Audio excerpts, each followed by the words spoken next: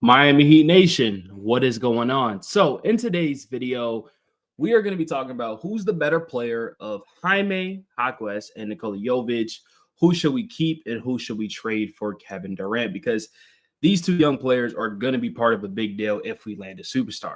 But before we do break it down, if you guys enjoy Miami Heat content, we do upload every single day. And our goal this year is to upload for 365 days. So I appreciate if you guys continue to keep liking, sharing, subscribing.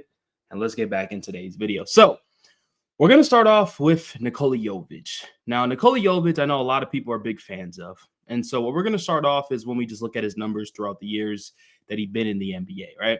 So 22, 23, played about 15 games played, 13.6 minutes, 5.5 points, 40% from the field, 23% from the three-point line, 2.1 rebounds, 0.7 assists, and 0.5 steals. Now, obviously, the next year, he got more minutes. We all know how Spo is. He kind of doesn't really trust young rookies or young players until you could play some defense. And, Jovic just wasn't really showing that. And then you go into 23, 24. He played a little bit more games, of course. But one of the big concerns with Jovic is that he deals with a lot of injuries. As you see, the dude is only 22 years old and has never cracked 60-plus games. Now, to be fair, it's only 3 seasons in, but 46 games played back-to-back years is concerning, I will say. And I think that's a negative on Jovic's part. But he did get 19.5 minutes a game, 7.7 points a game. So his points did go up, which is a bright spot, of course, from 5.5 to 7. His field goal percentage went up by 5, which is, a leap that you want to see. And the most important part was his three-point percentage, right? He's shooting 40% from the three-point line. So 45 and 40% from the three-point line is amazing. His rebounds went up by 2. And so is his assists. And so we've seen some growth and development with Nikola Jovic, and a lot of people was like, man, just give him some time, give him some time. Then this season that obviously passed by, his numbers jumped up once again, 10.7 points a game, 45% from the field. His three-point percentage dropped a little bit, but it's still fairly good, 37%, 4 rebounds and 3 assists. Now, when you just look at the numbers, you're going to be like, well, it looks like he's improving each season. Yes, he is, but the coach still doesn't trust him. And so I don't know if that's a Spo problem. I don't know if that's just we're missing something. And I know we're not missing anything because if you do watch Jovic play, there's still a lot of stuff that he needs to improve. Not a good defender. You won't last in this league long, right? His shot is still streaky, what we've seen in the playoffs. And we could say, well, his hand was hurt. And that's another thing going back to injuries, right? And so those are the couple things that why is that stopping us from seeing, like, what I'm saying is when you look at people saying, oh, we shouldn't trade for star players, all because we have faith in Jovic. What has Jovic shown to you guys so far in his career that's stopping you from making him untradeable? I never understood that logic. Now, Khalil Weir, on the other hand, that makes sense because he's going to be somebody. He already showed that he's going to be somebody. But the inconsistencies with Jovic, the injury concern with Jovic, not a good defender with Jovic. His shooting is streaky. Now you could say, well, he's put in the wrong position. He is put in the wrong position, but I don't think that's going to change. And that's unfortunate. I think he should really be that point forward. I really, really do. In transition, he has the ball in his hand. Everybody on the wings, go to the three-point line or drive to the rim. He'll find you. I think that's his best role.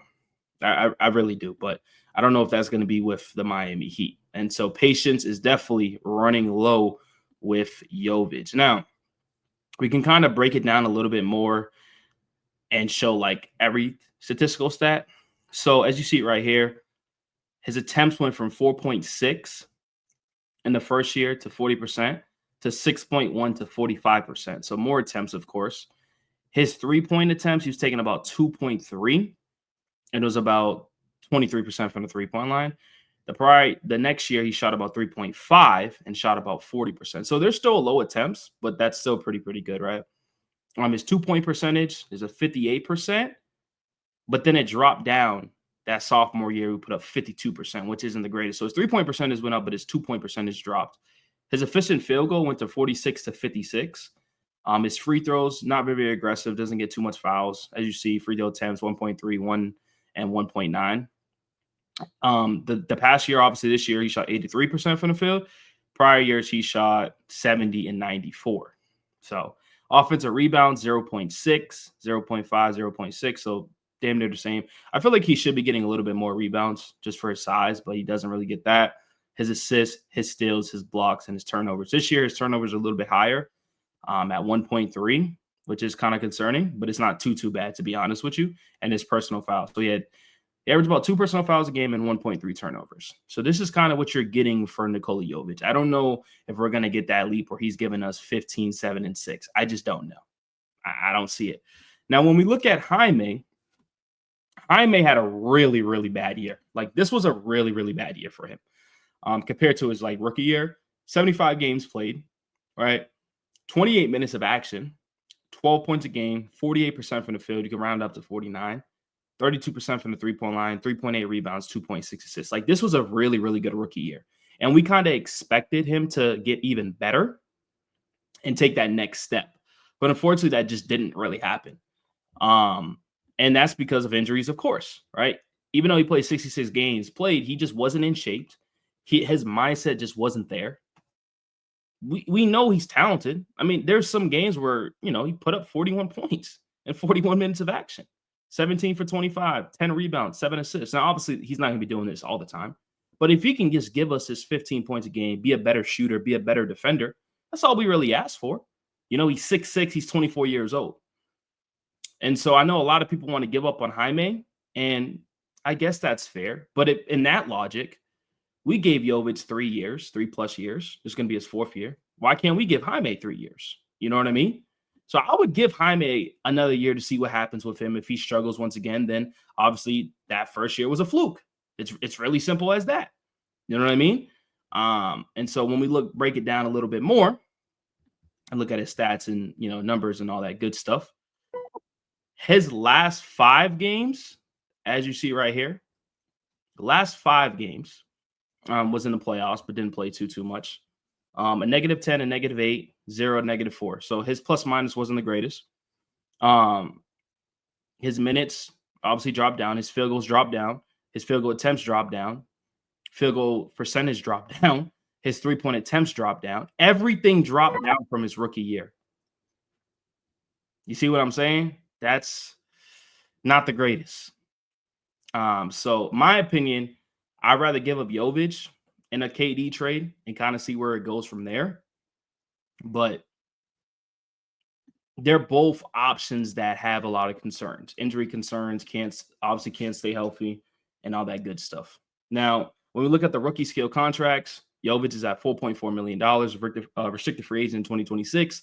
Kelly Oubre is at 4.4, and then Jaime is at 3.9. So their contracts are coming up. It'll be interesting to see if we do get them a contract extension or, we trade them and stuff like that. But these are the sizable contracts. These are the draft assets that the Miami Heat have, the free agents, of course, and then the finances. Let me know in the comment sections what you guys think. Continue to keep liking, sharing, subscribing. Let me know in the comment sections also what player would you rather have, the trade in the KD package? Would you rather keep Jaime? Would you trade Jovic? Vice versa? Appreciate y'all.